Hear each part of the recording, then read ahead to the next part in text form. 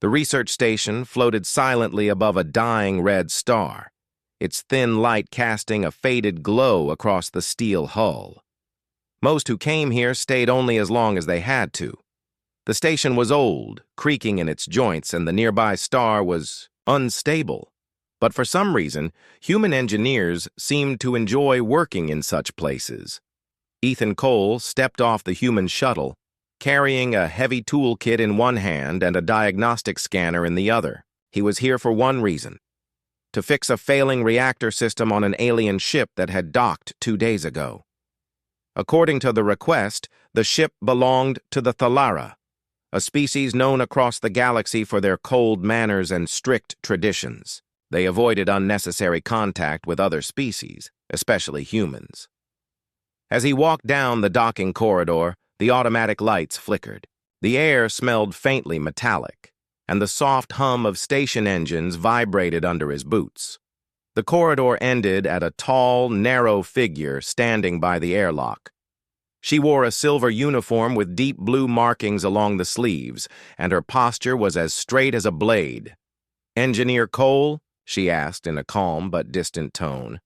"That's me," Ethan said, adjusting his grip on the toolkit. "You must be the one who sent the request." "Commander Lyra," she replied. Her eyes, pale and almost glowing in the dim light, studied him without expression. "The reactor on my ship is unstable. Your kind's technology knowledge is unusual. But the station manager recommended you." Ethan smiled a little. "Unusual's a nice way of saying different. But don't worry. If it's fixable, I'll fix it." Lyra didn't return the smile. She turned sharply and walked into the airlock. "Follow me." Inside the Thalaran ship, the air was cooler, the lighting softer. The corridors were lined with smooth metal walls etched with faint patterns that shifted when light touched them. Ethan followed Lyra to the engineering deck where the main reactor chamber stood behind reinforced glass. Through the glass, he could see the reactor's core flickering unevenly, the stabilizing coils pulsing in irregular waves. His scanner began to beep softly in warning. "When did this start?" Ethan asked, moving to the control console. 6 days ago, Lyra said. "We attempted to repair it ourselves, but the fluctuations increased. If the coils fail, the reactor will collapse. We cannot risk that while docked." Ethan crouched by the console, pulling off a panel to reveal the inner circuits. "I can see the problem already. Your power regulation lines are overheating. You've been running them too close to the safety limit." Lyra folded her arms. "Our systems have operated at that level for decades without failure." "Yeah, well," Ethan said as he tapped a few controls. "Metal gets tired, Commander. Sometimes it just gives out." She watched him work, her expression unchanged. But inside she was unsettled. Humans had a strange way of speaking, direct, almost casual, even in dangerous situations. She had met only a handful before, and none had left much of an impression. But this one, there was something about the steady way his hands moved, the quiet confidence in his voice. Half an hour later, Ethan stood up, wiping a bit of dust from his hands. "Okay, the regulation lines are rerouted to secondary relays. I'll have to shut down the reactor for a few minutes to swap the coils. That means your whole ship's going to be running dark. You sure your crew's okay with that?" Lyra hesitated. "We will manage." Ethan gave her a quick nod and began the shutdown sequence. The steady hum of the reactor faded into silence, and the ship's lights dimmed to emergency glow. He stepped inside the reactor chamber, the air heavy with the scent of ionized metal. Pulling tools from his belt, he began removing the damaged coils, their surfaces scorched from heat stress. "Commander," one of Lyra's officers said from the doorway, "Station Control just reported a small energy spike from the star. Nothing serious, but they want us on alert." Lyra acknowledged him, then looked at Ethan. "You will need to work quickly." Ethan glanced at her over his shoulder. "Trust me, I'm already on it." He slid the new coils into place, locking them into the reactor's core structure. But just as he connected the last one, a sharp alarm blared. The deck vibrated underfoot. "What now?" Ethan muttered, checking his scanner. His eyes widened. "The star's throwing off a radiation wave. If it hits us while the reactor's offline, we will lose all shielding," Lyra finished, her voice steady but urgent. "How long until you can restart it?" 3 minutes if nothing else breaks," Ethan said. "You have 2, Lyra replied, moving to the console to reroute power to life support systems. Ethan's hands moved faster, connecting cables, securing locks, and overriding safety protocols. The floor trembled again as the wave drew closer. A faint buzzing filled the air, static crackling against their skin. Lyra's gaze flicked between the countdown on the console and the human in the reactor chamber. She had seen Thalaran engineers work under pressure before, but Ethan didn't. "Just work," he adapted, making quick decisions without hesitation. "Done," Ethan called out. He slammed the panel shut and sprinted to the control console. "Bringing the reactor online, now!" The core flared to life, the stabilizing coils, glowing with steady light. Power surged through the ship's systems, and the shields came up just as the radiation wave struck. The hull shuddered, but the readings on the console stayed within safe limits. Lyra exhaled slowly, though she didn't realize she had been holding her breath. "That's it," Ethan said, leaning against the console with a relieved grin. "Ship's safe. No more nasty surprises." Lyra stepped closer. "You prevented a possible disaster. We are in your debt." The words felt unfamiliar on her tongue. Ethan shrugged. "Just doing my job. Besides, I'm not sure your people would like the idea of owing a human anything." Her eyes narrowed slightly. "Perhaps, but skill is skill, regardless of the species." As they walked back toward the docking bay, Lyra kept silent, but her mind was not still. She had expected the human to be clumsy or arrogant, perhaps even reckless. Instead, he had been precise, adaptable, and strangely calm. At the airlock, Ethan paused. "Well, Commander, your ship should run fine for a good while now. If anything else goes wrong, you know where to find me." Lyra inclined her head slightly. "I will keep that in mind." The airlock closed between them, but Lyra didn't move right away. For a reason she couldn't explain, she replayed his voice in her head, the way he said, "Trust me," with quiet certainty, the way he smiled even under pressure. She turned sharply and walked away, but the thought remained. For the first time, in years, something had slipped past her carefully built walls, and it was human. Days passed since Ethan repaired the Thalaran ship's reactor, but Lyra found her mind returning to that moment again and again. Thalarans were trained from a young age to control their emotions, to keep personal feelings locked away so they would not interfere with duty. Yet every time she remembered the human's steady voice or the way he moved with quiet confidence, a strange warmth stirred inside her. It was distracting. And distractions were unacceptable for a commander. She stood in her quarters, reviewing navigation charts on her console, but the lines blurred in her vision. With an irritated sigh, she shut the display. Her thoughts had been drifting like this all week. She told herself it was only curiosity. Humans were unpredictable, and she simply wanted to understand them better. That was all. But deep down, she knew it was not the full truth. A message chime interrupted her thoughts. "Commander Lyra," came the voice of her first officer over the comms. "Engineering reports another irregularity in the auxiliary power grid. Station control has no available Thalaran specialists at the moment." Lyra's brow furrowed. "Send me the full report." When she scanned it, she saw the problem was minor but persistent, a series of misaligned relays that could eventually cause larger failures. It was not urgent, but it needed someone who could understand both Thalaran and human interface systems. Against her better judgment, her mind offered a name: Ethan Cole. She told herself she was making a logical choice. The human had worked on the reactor, and this was connected to that system. It made sense to request him, but a small, quiet part of her knew she could have called any number of engineers on the station. Still, she sent the request. Ethan arrived.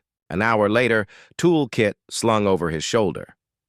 "Commander," he greeted with a casual smile, "I hear your ships decided to keep me in business." "It is an auxiliary power issue," she said, leading him through the corridors. "The problem is minor, but I do not wish it to escalate." "Makes sense," Ethan replied. "Small problems tend to turn into big ones when you ignore them." The two walked in silence for a while. Lyra noticed the way Ethan moved, relaxed but aware, as though ready to react at any moment. Most Thalorans kept a rigid posture, every step calculated, but humans carried themselves differently. It was less predictable. In engineering, Ethan crouched beside the relay housing, running his scanner over the components. "Ah, yeah, here's your trouble. Your relays are out of sync by a couple milliseconds. Nothing huge, but it's throwing off your efficiency." Lyra knelt beside him, watching as he carefully adjusted the calibration. "Why does such a small delay matter?" she asked.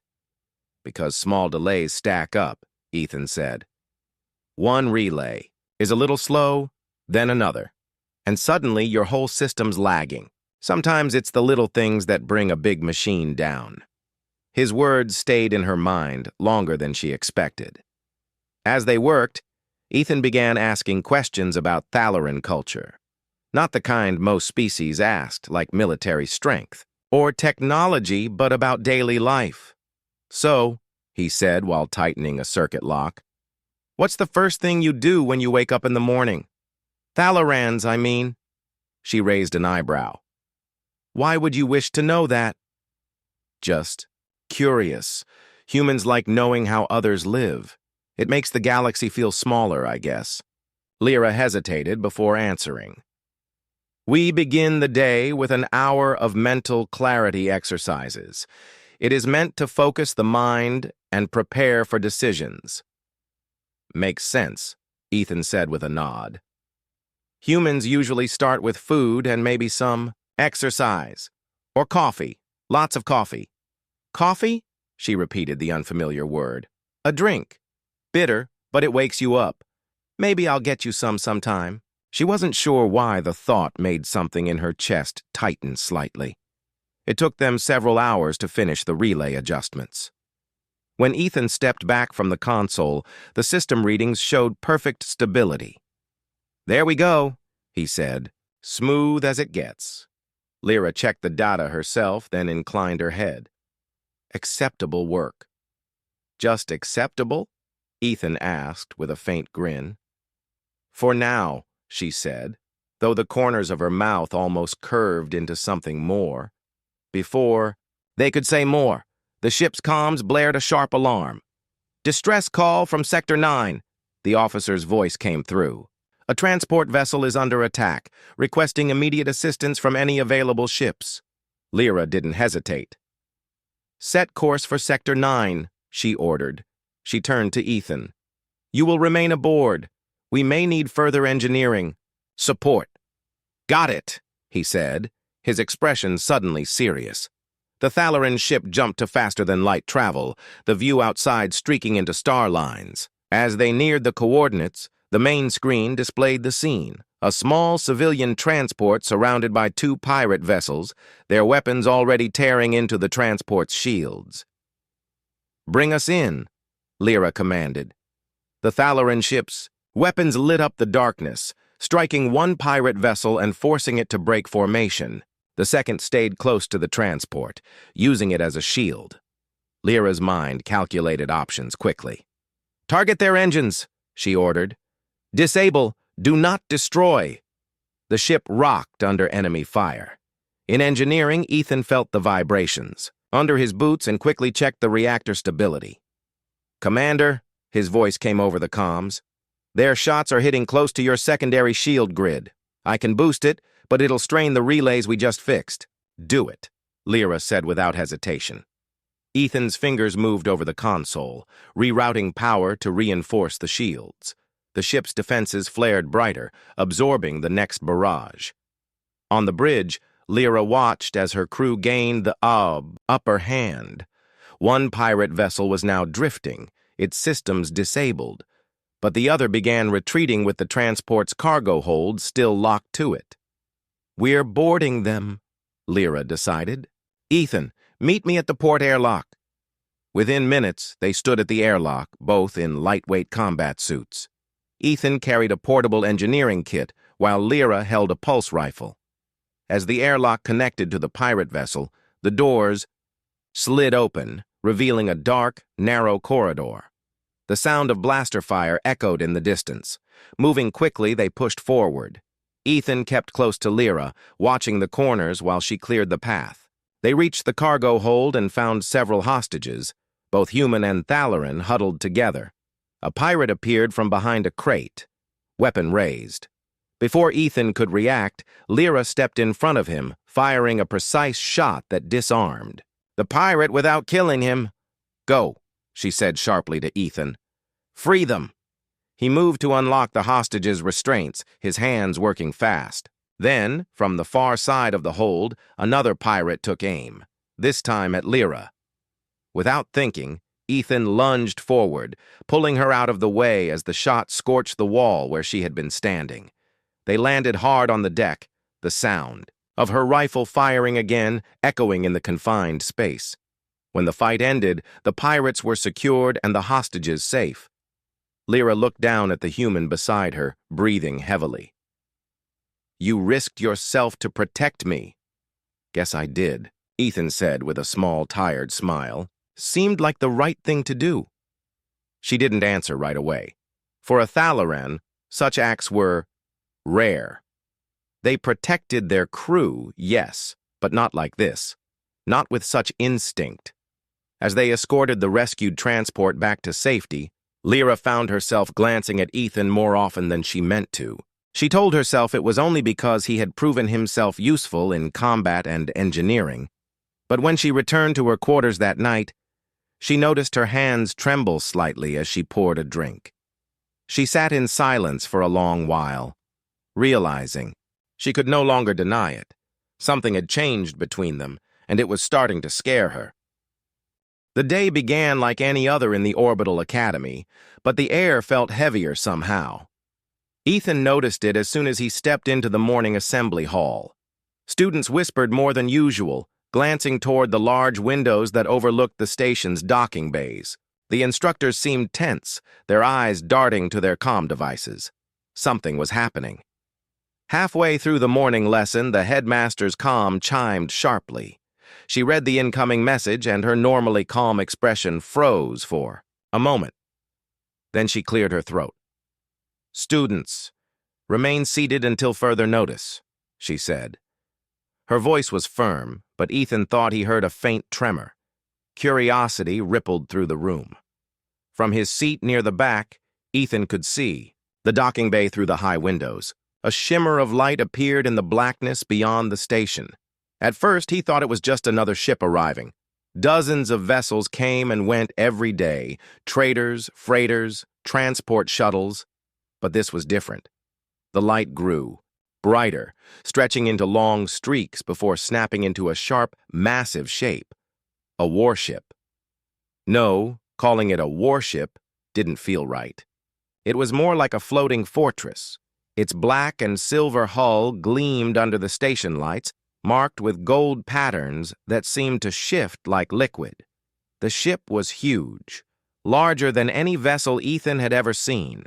It blocked out a section of stars entirely, casting a shadow over the docking bay. Students began standing from their seats, pressing their faces to the glass. Whispers turned into gasps as they recognized the insignia painted across the hull. "That's Valori design," someone whispered. "It can't be." "That's the Imperial crest," another voice said. "The Valori Empire." Even Ethan, who rarely paid attention to galactic politics, knew the name. The Empire was one of the oldest and most feared powers in the galaxy. Their fleets were said to be unstoppable, their warriors unmatched. Why would an Imperial flagship come here? To this small academy? The headmaster's comm chimed again. She read the new message, and her hands tightened around the device. "Students," she said, her voice louder now, "remain inside the hall. Do not attempt to leave until instructed." Outside, the massive ship connected to the station with a precision that seemed impossible for something so large. The docking arms locked into place with a deep, echoing thud that resonated through the floor beneath Ethan's feet. From the docking tunnel, a line of armored soldiers emerged. Their armor was black-edged with gold, each piece etched with markings that seemed both beautiful and intimidating. Their steps were perfectly in sync, the sound of their boots striking the metal floor echoing down the corridor. The students fell into silence as the soldiers entered the assembly hall. And then she appeared. The alien woman who stepped forward was unlike anyone Ethan had ever seen. She was tall, her presence filling the room even before she spoke. Her long hair shimmered with streaks of silver and deep blue, and her eyes glowed faintly like twin suns. She wore a regal suit of armor in black and gold, its design intricate, but clearly made for battle. A flowing cape trailed behind her, the imperial crest displayed proudly at its center. Every instructor in the hall immediately bowed. Several alien students did the same, recognizing her instantly. But Ethan just sat there frozen because she was walking straight toward him. Her gaze never wavered. The soldiers followed close behind her, but their focus was on keeping the path clear. Students stepped back, some looking confused, others terrified. The woman stopped in front of him, her shadow falling over his desk. For a long moment, she just looked at him. Her eyes softened slightly, and when she spoke, her voice was calm but carried a weight that made the air feel heavier. "My son," she said quietly. "I came as soon as I heard." A wave of gasps swept through the hall. Ethan's mind went blank. "Son?" He opened his mouth, but no sound came out. The woman turned her gaze to the headmaster. "I am Empress Lariel Valori, ruler of the Valori Empire. I have come for my child." Headmaster's face had gone pale. Your Majesty, we were not informed." "No," Lariel interrupted, her tone cold now. "You were not. I preferred it that way." She looked at the soldiers and gave a single nod. One of them activated, a small holo projector. Images flickered to life in the air. Surveillance footage from the academy halls and training rooms. Footage of Ethan being shoved in the gym sphere. Of his equipment being tampered with. Of him sitting alone in the cafeteria while others laughed. At him, every incident recorded and undeniable. The Empress's voice was like steel. "This is how you protect the children entrusted to you?" the headmaster stammered. We were not aware." "Then you are unfit to lead," Lariel said. The bullies sat frozen, their faces pale. A few tried to speak, but the soldiers stepped forward, silencing them instantly. "Those responsible will be dealt with," Lariel said. "Not by this academy. By me." The soldiers moved with swift precision, taking the bullies into custody. Gasps and whispers filled the hall. The once confident tormentors now looked terrified, their arrogance gone in an instant. Ethan's heart was pounding. He didn't know what to feel. Shock, confusion, maybe even relief, but everything felt like too much. His mother, the Empress, looked at him again. "Come," she said softly. "We are leaving." He hesitated. "But my things will be brought to you," she replied. The soldiers formed a protective circle around them as they walked out of the hall. The other students moved aside quickly, their eyes wide. The moment they stepped into the docking tunnel, Ethan felt the shift. The air here was different, warmer, with a faint scent of something unfamiliar. The tunnel opened into the Imperial flagship's interior, and he had to stop for a moment just to take it in. The corridors were lined with black and gold. the walls inlaid with glowing patterns. Soldiers stood at attention every few meters, their armor shining under the soft light. As they walked, Lariel glanced at him. "You've grown," she said quietly. "Too much time has passed." He didn't answer. He had too many questions. Why she had left, why she was here now, and what this meant for his life. When they reached a private chamber, she dismissed the soldiers. The door closed, and for the first time, it was just the two of them. "You're angry," she said gently. I don't know," Ethan admitted. "You left me here. I didn't even know if you were alive. And now, you're telling me you're an empress." She nodded slowly. "You have every right to feel that way. But understand, keeping my identity hidden was the only way to protect you. There are those who would have used you to control me. Here, you were supposed to be safe." He looked away. It didn't work. Her eyes softened. "No, it didn't. And for that, I will make sure those who hurt you regret it." Before Ethan could respond, a comm alert chimed. Lariel tapped the device on her wrist, and a soldier's voice came through. "Your Majesty, the Council has received word of your arrival. They are requesting an audience immediately." She glanced at Ethan. "It seems your life is about to change in ways you can't imagine." And in that moment, Ethan realized she was right. The quiet, bullied boy at the Yale Academy was gone. Whatever happened next, he was stepping into a world far bigger and far more dangerous than he had ever known. The next morning, Ethan woke up to the soft hum of the Imperial flagship's engines. He lay still for a moment, trying to take in his surroundings. His new quarters were larger than his entire dorm room at the academy. Tall windows displayed a wide stretch of space outside, the stars moving slowly past as the ship glided forward. The room was decorated with dark metals and deep blue fabrics, the Imperial crest embroidered on the wall above his bed. There was even a small desk with a hollow screen, stacks of datapads neatly arranged. It felt unreal. Yesterday, he was just another student that everyone mocked. Now, he was living aboard one of the most feared ships in the galaxy. A soft chime at the door broke his thoughts. "Enter," he said. The door slid open to reveal a Valori soldier in black and gold armor. "Prince Ethan, Her Majesty requests your presence in the training hall." Prince. Ethan still wasn't used to that word being attached to his name. He followed the soldier through the wide corridors of the flagship. Everywhere he looked, guards stood at attention. Crew members bowed slightly as he passed. The training hall was enormous, with a floor big enough for starfighter drills and ceilings high enough for aerial combat practice. At the center stood the Empress, speaking with 3 instructors. Each instructor looked different, one tall and broad with scaled skin, another sleek and fast-looking with 4 arms, and the third wearing light armor that suggested they specialized in strategy. "My son," Lariel greeted, turning toward him. "Today your training begins. You will learn to fight, to think like a leader, and to survive any situation." Ethan hesitated.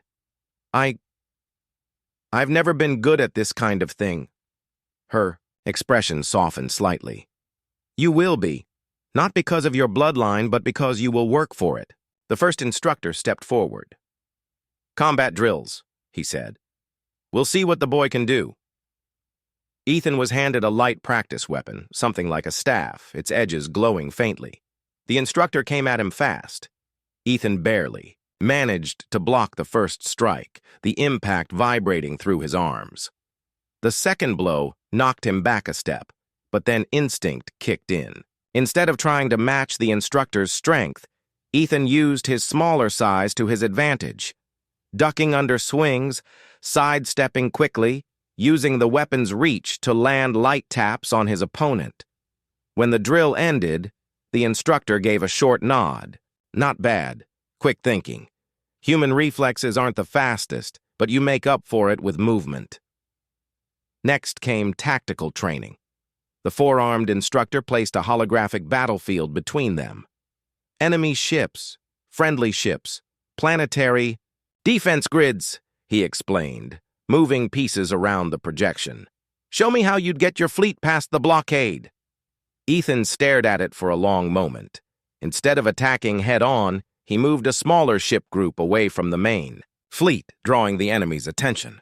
While they moved to intercept, he slipped the main force through a gap. The instructor raised a brow. Interesting.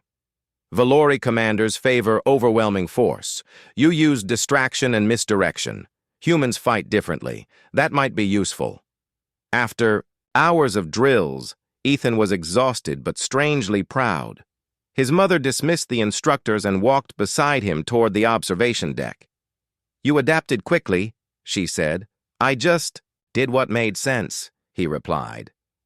That is why you will be dangerous, she said quietly. You are not bound by our traditions. You will think in ways the galaxy doesn't expect. Back on the Academy station, the news of what had happened was spreading faster than light-speed gossip. Hollow recordings of the Empress calling Ethan her son were being shared in every corner of the student network. Those who had once mocked him were now quick to tell others they had always known he was special. Others, especially the bullies. Friends muttered bitterly about humans getting lucky. But there was one reaction no one expected: fear. The bullies had been removed from the Academy and taken to an imperial hearing. Everyone knew what that meant. The Valori Empire didn't take insults to their royal family lightly. Meanwhile, on the flagship, Ethan sat in the observation deck, looking out at the stars. His mother joined him quietly. "How are you finding life here?" she asked. He thought for a moment. "It's different. People listen to me here. They respect me. But it doesn't feel real yet." "It will," she said. "But you must decide what to do with that respect. Fear alone is not enough to lead. You must earn loyalty." Ethan turned to her. "What, if I'm not meant to be a leader?" She looked out the window. "Then you will still need the skills to protect yourself. Because the moment your identity became known, you became a target for those who would hurt me through you." The words sank in heavily. He wasn't just learning to fight for pride. He was learning to survive. 2 days later, his mother allowed him to return to the Academy briefly, escorted by a full squad of royal guards. The moment he stepped inside, the halls went silent. Students moved aside instantly. Some bowed, some stared. A few tried to speak to him, but the guards kept everyone at a distance. As he passed the training hall, he saw one of the instructors watching him with an unreadable expression. "Welcome back, Prince Ethan," the man said carefully. Ethan gave a small nod. In the cafeteria, he walked past the table where his bullies used to sit. It was empty now. No one dared take their place. He sat at his old spot, the one at the far end. To his surprise, a few students approached, ones who had never spoken to him before. "We didn't know," one of them said awkwardly. "Sorry." Ethan didn't answer right away. Finally, he said, "Just don't treat anyone else the way you treated me." They nodded quickly and left. The arena was louder than ever the next day. The tournament had reached its final stage and only 2 fighters remained: Prince Ethan Valori and Karn of the Velen species. Karn wasn't just strong. He was famous across the Academy for never losing a match. His species was tall, fast, and covered in a natural armor-like hide that could deflect most physical blows. He had arms like coiled cables and claws that could cut through training weapons if he struck hard enough. Ethan stood in the waiting area, gripping his staff. His heart was steady, but his mind was alert. This wasn't just another fight. Everyone in the arena would be watching, and whatever happened here would be remembered for a long time. He glanced into the stands. Near the highest balcony, his mother, the Empress, stood surrounded by her royal guards. She didn't wave, but he could feel her gaze. There was no pressure in her eyes, only a silent message. "Show them who you are."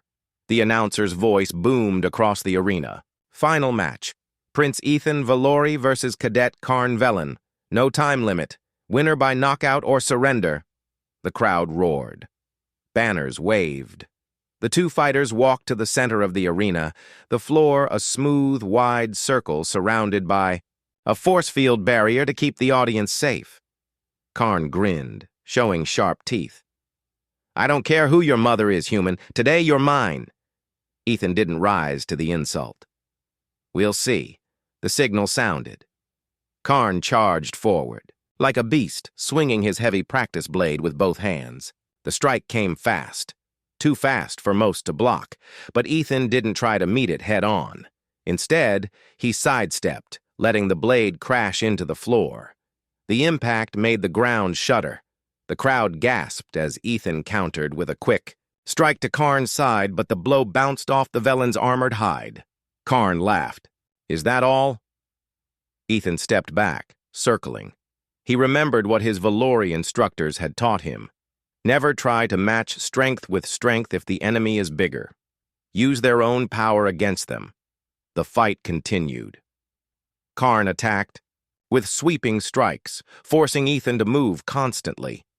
Every time Ethan tried to land a hit, Karn's natural armor absorbed it. From the stands, some began to murmur. He can't break through. The Velen will crush him. But Ethan wasn't trying to break through. Not yet.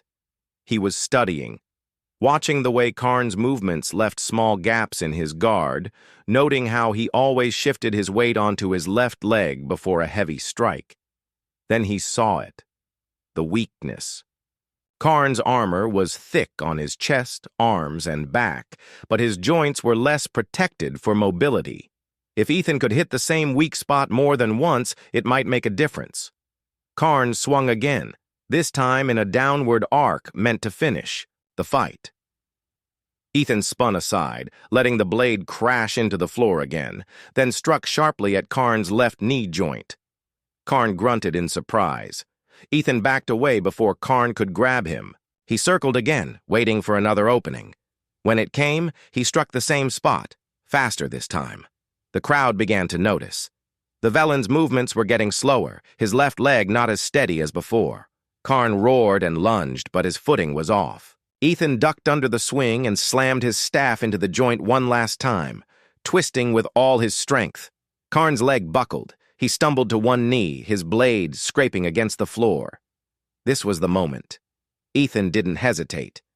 He moved in close, using the staff in a rapid series of strikes, not at the armored parts, but at the weaker points. Joints, gaps under the arms, the sides of the neck. Each hit forced Karn lower until the Velen's blade clattered to the floor. The referee stepped forward, raising a hand. Karn Velen, do you yield? Breathing heavily, Karn looked up at Ethan. For a moment, there was only defiance in his eyes, but then he exhaled slowly. I yield! The crowd exploded into cheers. The announcer's voice boomed again. Winner! Prince Ethan Valori! As the force field dropped, the royal guard stepped into the arena, but Ethan waved them back. He walked to Karn and extended a hand. Karn looked at it for a moment, then took it and stood. You're better than I thought, human. You too, Ethan said simply. When Ethan left the arena, the cheers still echoing, his mother was waiting in the corridor behind the stands. You fought well, the Empress said. I fought smart, Ethan corrected. A faint smile touched her lips. And that is better. She turned to walk with him. You proved today that you can win without relying on strength alone. That is a skill even seasoned warriors lack. You are learning quickly, my son. Ethan nodded, but inside, he felt more than just pride. This wasn't just about winning a tournament, it was about proving to himself that he could stand on his own, even in a galaxy that often saw humans as weak. Word of the match traveled beyond the academy. Visitors who had seen it carried the story to other stations and planets. People spoke of the human prince who fought with cunning and precision, defeating an opponent everyone thought unbeatable. Back at the academy, the change in how others treated him became even more noticeable. There was still fear in some, but now there was respect too. Jex, however, stayed quiet. He no longer confronted Ethan directly, but Ethan could see in his eyes that he hadn't given up his resentment. That night, Ethan stood in his quarters aboard the Imperial flagship, looking out at the stars. The tournament was over, but he knew this was only the beginning. His mother joined him at the window. "The galaxy will start to watch you now," she said. "They will expect great things. Some will want to test you. Others will want to use you. And some will want to destroy me," Ethan said quietly. The Empress's gaze hardened. "Yes, but you are Valori and human. That combination will make you stronger than either alone, if you let it." Ethan thought about the path ahead. There would be more challenges, more fights, more chances to prove himself, but he wasn't afraid anymore. "Then let's get started," he said. His mother's faint smile returned. "We already have." And as the Imperial flagship moved silently through the darkness, the stars ahead seemed a little brighter, not because the journey would be easy, but because Ethan was ready for whatever came next.